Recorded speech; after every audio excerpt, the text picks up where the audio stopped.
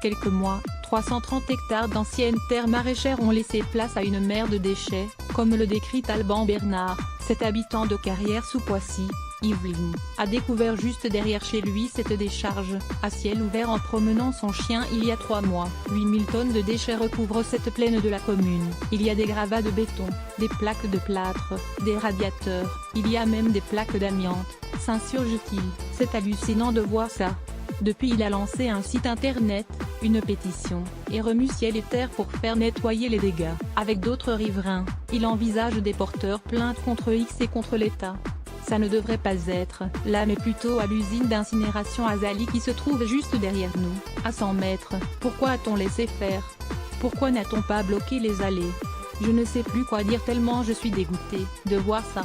Un autre riverain, Bruno Piva, se souvient qu'il y a une vingtaine d'années cette plaine était cultivée. Sa famille possède d'anciennes parcelles maraîchères sur ces terrains. Au début, c'était des arbres fruitiers comme des poiriers, des pommiers, des cerisiers. Il y avait aussi des salades, des poireaux, du thym, explique-t-il. Les engrais étaient les eaux usées de Paris.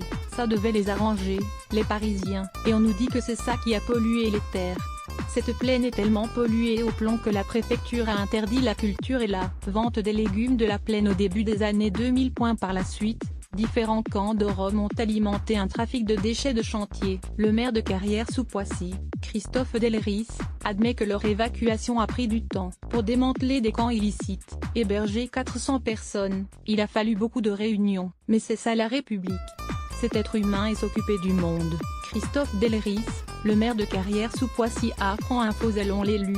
La situation est désormais sous contrôle. Il faut maintenant trier les déchets et surtout trouver qui va payer la facture de nettoyage estimée à au moins 1 million d'euros.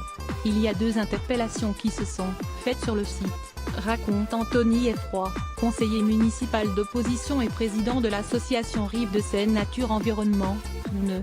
À chaque fois, il s'agissait d'entreprises et pas des Roms. Si une entreprise fait des travaux chez un particulier, facture ses déchets et ensuite va les décharger dans un espace naturel, sa responsabilité pénale est évidemment engagée.